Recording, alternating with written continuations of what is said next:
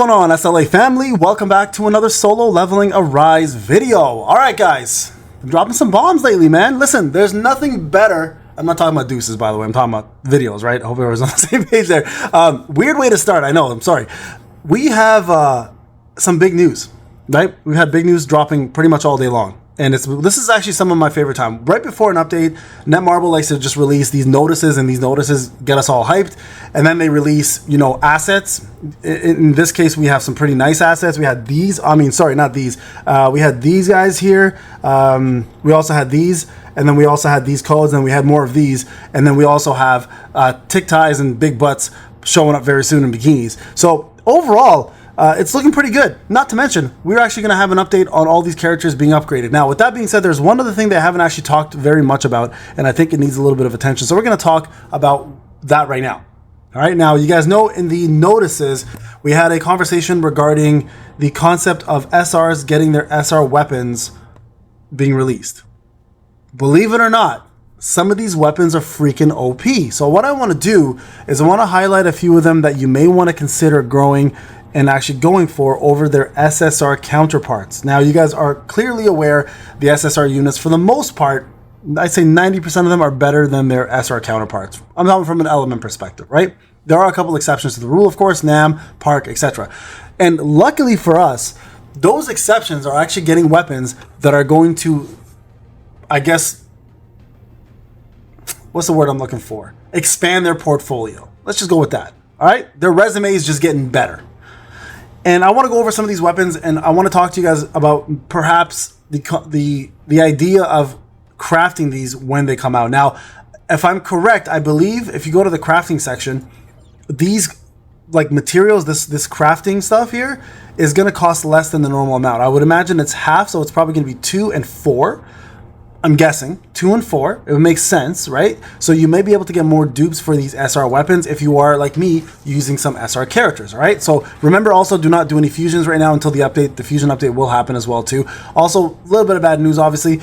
From the last video, if you did watch it, it looks like guilds are going to be pushed back to August. So hence why I didn't open guild applications. You guys see why I'm being hesitant on doing so. I know everyone's jumping the gun here to start recruiting. For me, personally, you know, when you build the proper ship, people will come. You know, you throw the proper party, people will show up.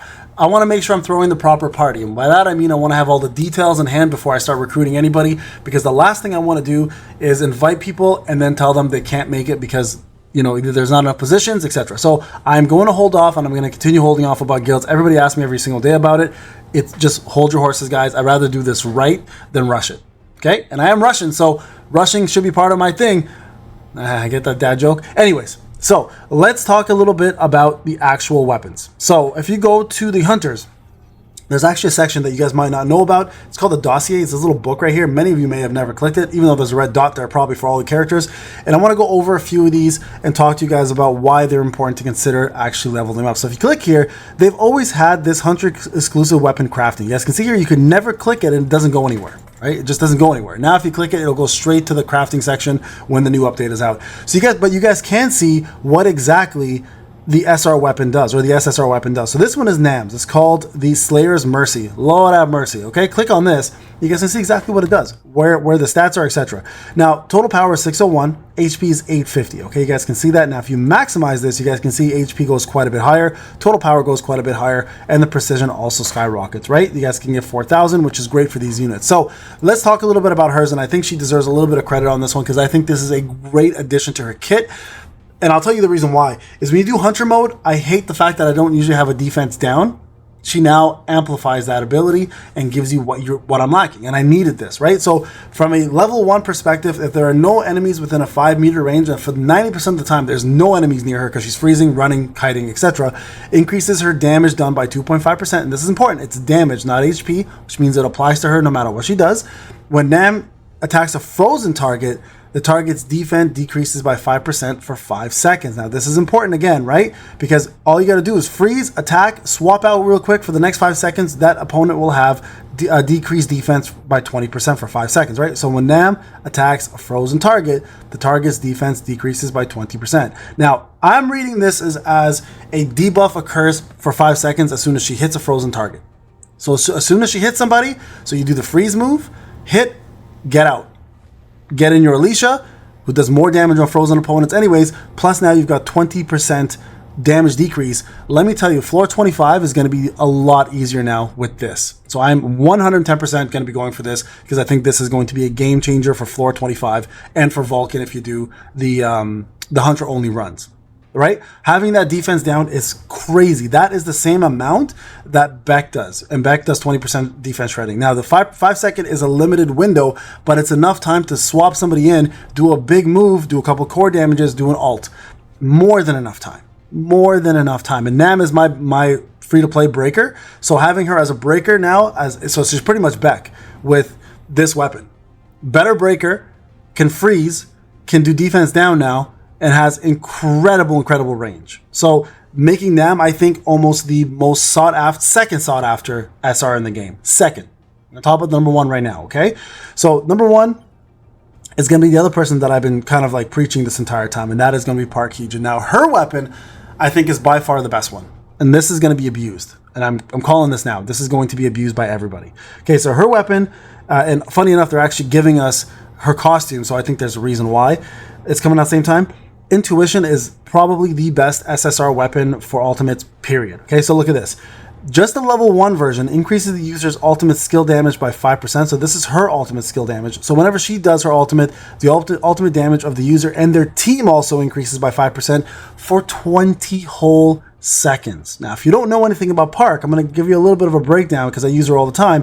One of her skills called Breeze, right, actually ends up giving you an ultimate increase in the first place. So if you look at some of her skills here, it's all wind damage, right? But the moment you do this Breeze effect as a support unit, for example, it increases the ultimate damage already by 15%, sorry. Now you're adding an additional layer to that 15%. You're giving her even more. So let me go back to this and show you guys what I'm referring to, okay?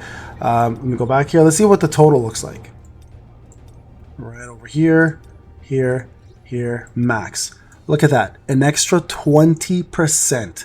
So now your ultimate damage is doing 35% more damage. Now, if you don't know this about her, she is the perfect substitute for Alicia in the WOBL.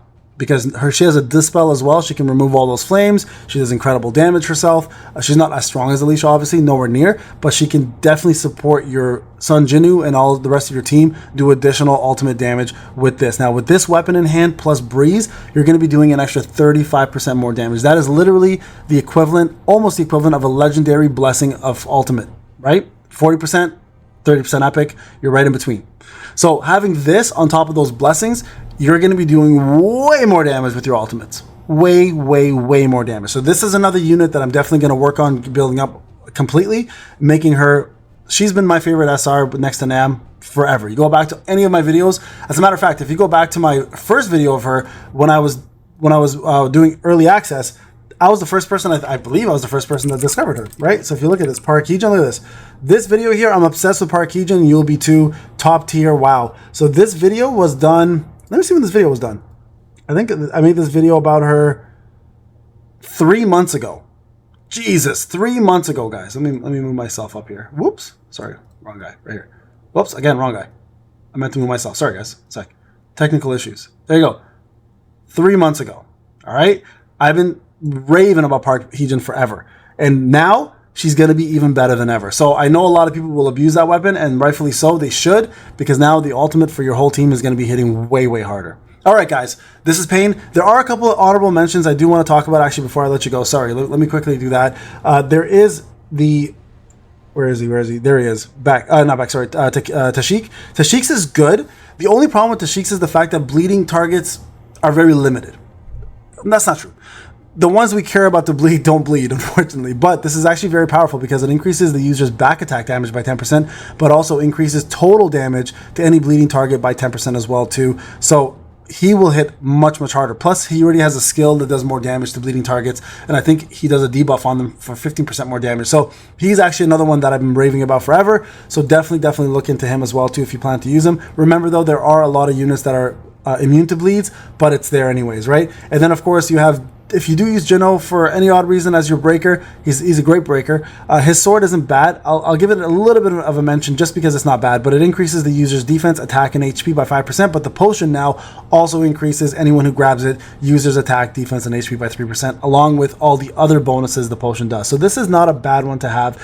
Everyone else is meh. I actually do like his a lot. Dong Suck for a reason. And the reason why I like his a lot is because he actually increases HP, but whenever he gets hit, he increases his damage dealt, but he also recovers HP, so he's almost impossible to kill as it is already, making him even harder to kill. So that's not a bad one as well too. And then Kim Chul is actually pretty good. I gotta build him one day to see how strong this is actually going to be, but his weapon's fairly strong. So what happens with his is whenever he stuns anybody, which he does fairly often, he ignores 30% of the target's defense for 5 seconds, and he also increases his own defense. So very, very powerful, but these are just honorable mentions. Nams and Parks for sure are the best ones, easily, and should be considered building up, especially if you plan to use them. All right, guys, this is Payne. Thank you so much for watching. I'll see you guys in the live stream. Take care.